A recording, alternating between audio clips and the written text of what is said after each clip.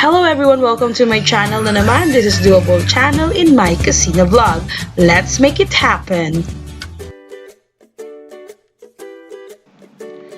So for today's video, magluluto tayo ng delicious, yummy, sweet. Let's listen to him. Isa pa nga? Yes, you heard it right. Magluluto tayo ng Turon. Char! Okay, are you ready? Ihanda na ang sumusunod. Alright, mga ka-able, but before we start with our cooking show, Char, let's have a few information about Turon. What is Turon, or why is it called Turon?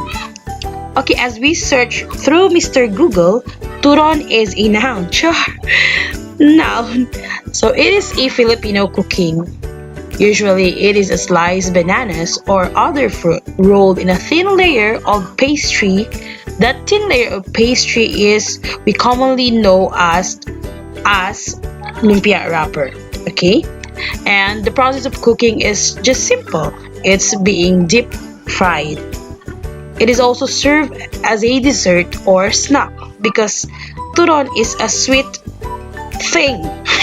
Sweet food. Okay, so without further ado, let's start. Okay, before we start the cooking show, so we have to prepare first the ingredients that we're going to use in this recipe. Okay, so as you can see in the picture, we have the first and the very important ingredient is the saging na saba. Okay, and then shout out to our silingan who gave that saging na saba. We also have here jackfruit, or we call it nangka. Shout out again to our silingan. It is all from our silingan. And then we also have the lumpia wrapper, or yang lumpia wrapper, amin na yan. And we also have egg. So the purpose of egg is to act as an adhesive. Adhesive. To seal out the turon later, afterwards, after we're going to wrap everything inside the lumpia wrapper. Okay, so let's go. Okay, ayan na nga mga ka-able. So the process of preparing this turon is so simple as its ingredients, alright? But we have to admit the very complicated part of this, or what makes this process complicated, is this one, as you can see. Yung paghihiwalayin mo ang mga lumpia wrapper sa isa't isa. Aminin nyo yan.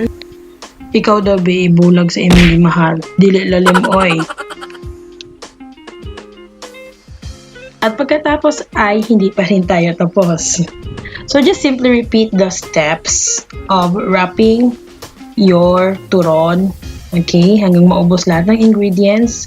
So as I watch other videos as they cook turon, before they wrap the saging na saba, they fried it. But in my video, I didn't fry it na because we just have a small portion lang naman of saging na saba. As you can see, hiniwa pa natin yan into two.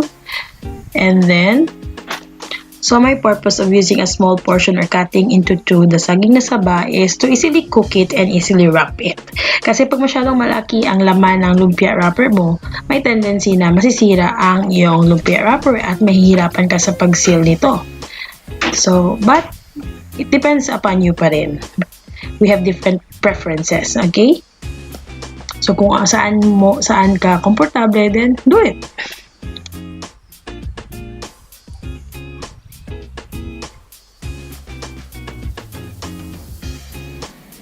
Okay, again and again, uulitin mo lang yung steps natin hanggang maubos mo yung lahat ng ingredients na yan.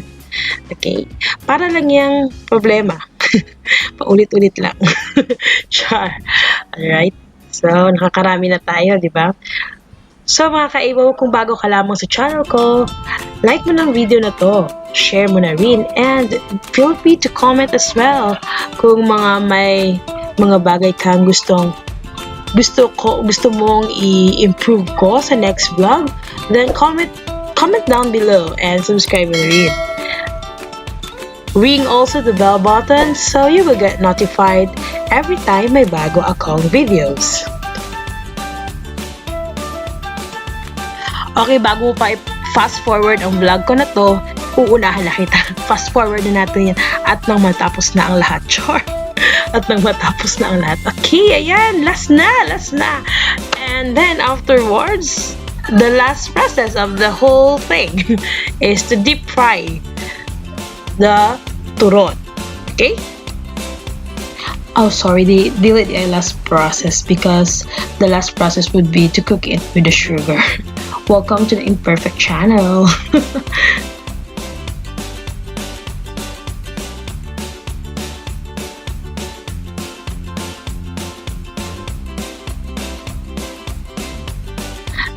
Turn on your stove, painitin ang kawali,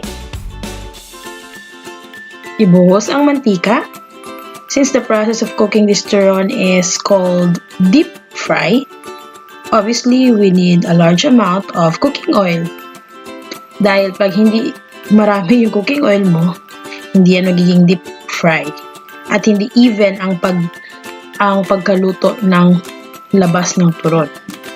So you can see, we poured a large amount of cooking oil and then hintayin mo lang uminit yung cooking oil.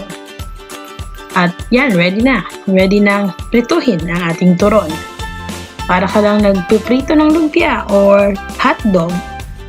So, hintayin lang natin maging golden brown ang wrapper or lumpia wrapper.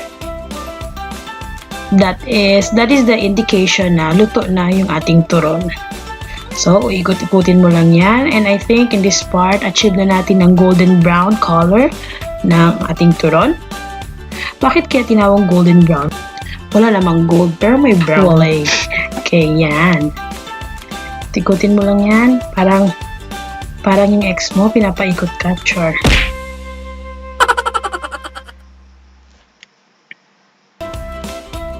At dahil achieve na nga yung golden brown na kulay ng lumpia wrapper, is pwede na natin itong hanguin. We'll just use a strainer para hindi masyadong oily ang ating turon. And put it in a stainless container or container that can resist heat. Resist.